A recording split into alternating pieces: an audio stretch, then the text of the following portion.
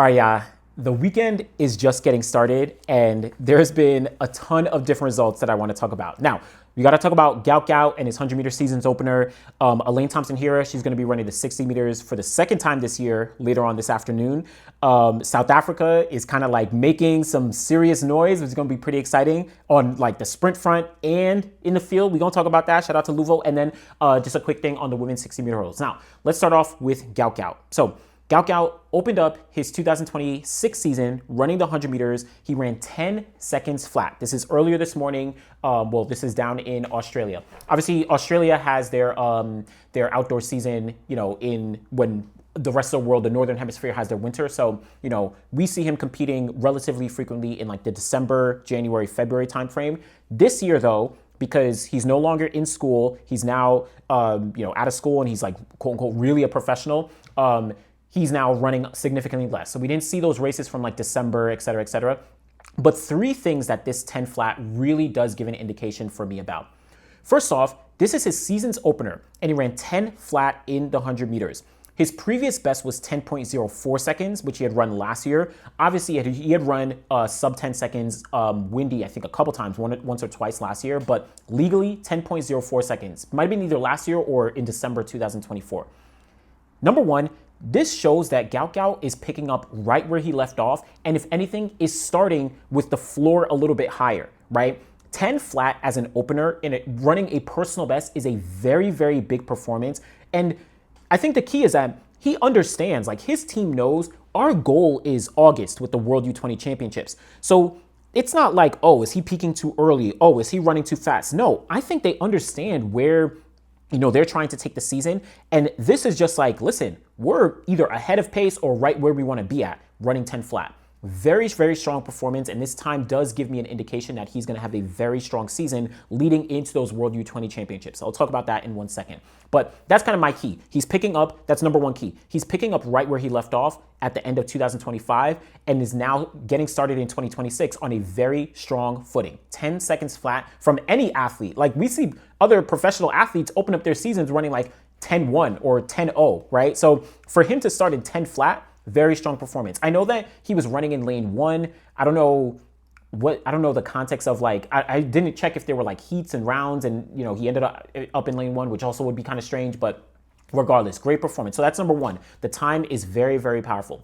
Number two, from my understanding, Gout Gout is going to be racing more frequently this year at some, quote unquote, regular meets that we would like to see him at. So for example, at the Monaco U20, he ran like the U23 race at Monaco last year. I don't know if we'll see that again this year. We'll probably see him at Ostrava. We'll probably see him in a couple different places, just like he did last year. And I think that he's going to be competing against some of the guys that we want to see him compete against. That is a very, very good thing that I think most of us want to see. But the fact that he's starting off with this 10 flat indicates that he's likely going to be a little more ready to compete with those guys when he does get on the circuit this year, right? Obviously, my third point is going to be talking about that long-term confidence building, et cetera, et cetera. But if he does get the opportunity to compete against these guys on the circuit, and again, shout out to some of the, someone like Rainer Mena, shout out to some of those guys, but like, I want to see him against like the top guy, like Noah, Letebele, Kenny, Bryant. Like I want to see him against those guys. The guys he had to race at the World Championships, I want to see him on the circuit, with those guys. And if he's starting off with 10 flat in the 100, what is he going to be able to do in the 200? I don't know if he'll race them in the 100, but just idea, what can he do in the 200 against them? How is he going to build up towards that? What will that look like in terms of, will he be competitive? Will he win? Will he lose? Like how, of course, we'll all critique it, but that's at least a positive thing. Starting off with this 10 flat, now leading into potentially competing against some of those guys, throughout the season, very good indicator there. So that's number two. The third thing is the fact that he is targeting the World U20 Championships this year in Eugene, Oregon in August. Now, this got a little bit of criticism because many people were saying, hey, you're a professional, right? You're supposed to be competing with the best athletes in the world instead of, going to U20s, even if, yes, you're still eligible for U20s. Now, I did a live stream and I spoke about this when the news had officially came out that he was skipping Commonwealth Games and is now going to U20s. And I said in my live stream that I'm okay with that. I actually think it's a good idea. his team, I think we would all like to see him at Commonwealth Games to compete against guys like Dream Richards or Zarno Hughes or Letebele or whoever does decide to go to Commonwealth Games. But I also understand the aspect of his team, his coach, his manager, and Gout Gout himself, and the thinking around his long-term success and long-term sustainability in the sport versus the short-term gains, short-term, satisfaction that they may get from racing in different places like the Commonwealth Games or et cetera, right? Like, Gout Gout is still insanely young. He is still extremely young. So they don't want him to just burn out and just like go guns blazing in his first couple years as a teenager. So by the time he gets to 23, 24, 25, he's cooked, right? That's not going to be good in any capacity. Right? And the big thing is the Olympic Games in Australia is coming in 2032, right? That is happening in Australia, in his home country, and Gout Gout is going to be one of those key athletes that is used to promote the Olympics. Like, forget all the other sports, like Gout Gout in athletics, along with Cam Myers, along with Jessica Hull. Like, there's certain athletes that Australia is going to be using to promote that Olympic Games. Just like in the United States, leading into 2028, irrelevant of how the athletes actually do, but Noah Lyles, Sha'Carri Richardson, Sidney McLaughlin-Levrone, Gabby Thomas, like those athletes, Tara Davis-Woodhull, those athletes are going to be like the poster childs, right? The billboards for the Los Angeles Olympics in 2028. Gout Gout is going to be one of those athletes in 2032. And he's still going to be in his early to mid 20s. So they don't want to burn him out in 2026, 2027. They want to make sure that they're extending his career. So by the time they get to 2032, he's ready to not only be one of the faces of the Olympics, but also to compete to the best of his ability, to potentially win a gold or multiple gold medals on home soil, right? Shout out to Kathy Freeman all the way back in 2000, right? And after that, he still has a long and successful career. I know us, myself included, would love to see him line up at these championships, going again, like I said, guns blazing with the best athletes in the world. And he'll get a chance to do that, like I said, on the circuit. But when you're talking about a high pressure, high profile championship setting, like the Commonwealth Games or like whatever, I think they want to make sure that they're taking as much care as possible to ensure his career is extended as long as possible. And going to the World U20s is a very good opportunity for that. And he didn't get the chance to, or he didn't get the chance. He didn't win the gold medal in 2024, right? 2024. I'm cross-checking. Yeah, 2024, right? You saw Bayanda Walaza, he got the double in the 100 and 200. So Gout Gout wants to get that gold medal before he actually ends off his career as a World U20 athlete. So I don't know. I think I'm perfectly fine with it. I know people going to be in the comments like, no, you gotta go hard. Like, listen, it is what it is. Y'all can cross-check me and criticize me if I'm not as consistent. But shout out to Gout Gout. Again, this 10 flat. The three things, like I said, one, the fact that this is his season's opener, picking up right where he left off from last year. Number two, this is setting him up very well to compete on the circuit against some of the top athletes in the world. Number three, I think it's a good idea for him to continue to target World U20s instead of Commonwealth Games so that he can extend his career and have a long career in track and field versus kind of potentially flaming out earlier than expected. So that's Gout Gout. Number two, Elaine Thompson-Herah. So she's going to be running the 60 meters later on this afternoon. I think it's or evening, 5:45 Eastern time. I'm going to put the link in the description for like the live results link so you can check it. But she'll be running the 60. So last weekend we did see her run the 60 meters, opened up her season, her year, her first race in almost 2 years. She ran 7.24 seconds.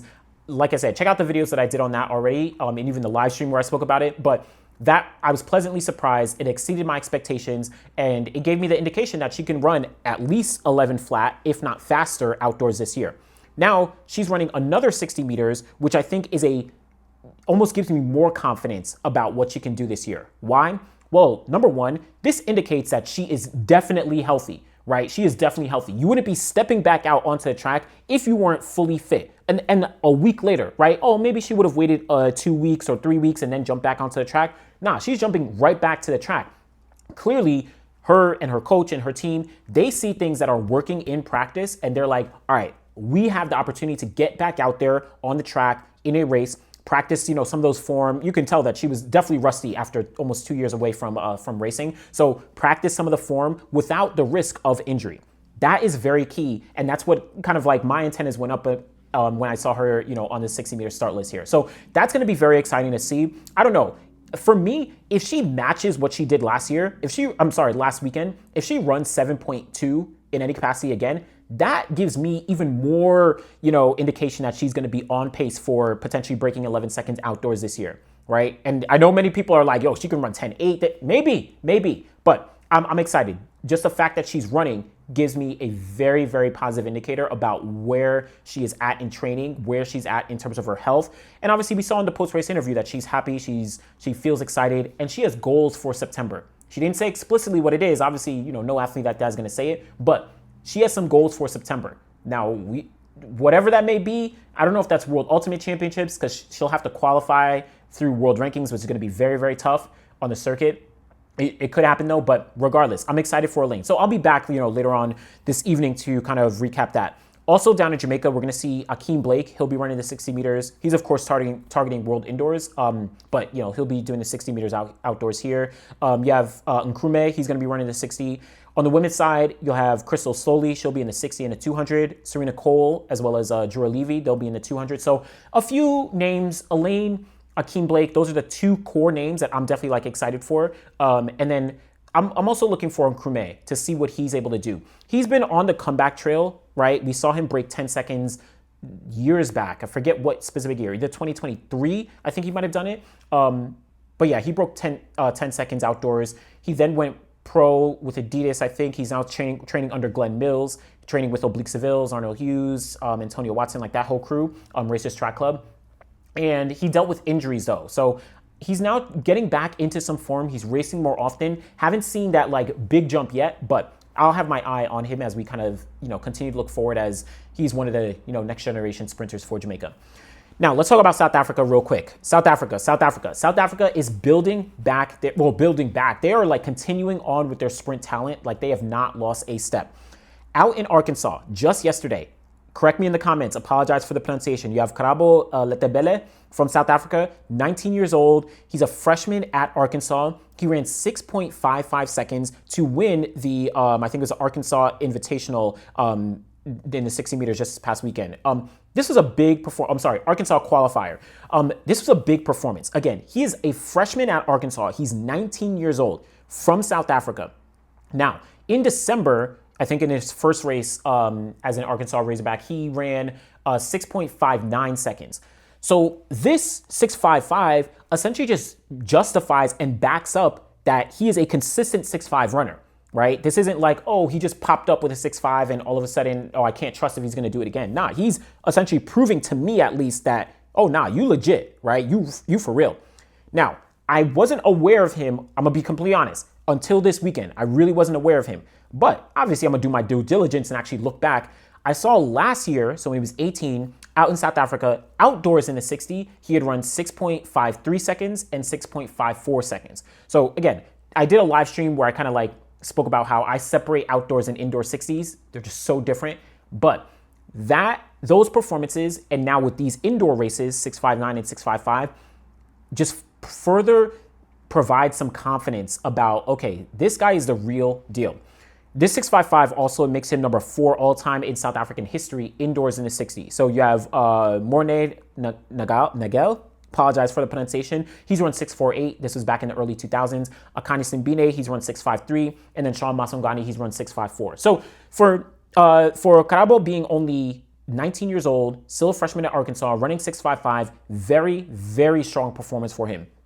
Outdoors, his personal best is 10.17 seconds. But based on his progression at this point, I wouldn't be surprised, and this is from last year, 10.17, I wouldn't be surprised if he gets to obviously 10.0, if not breaks 10 seconds, right? That would not surprise me in any capacity if the time came up at one point where it's 9.99 or 9.98, right? That wouldn't surprise me.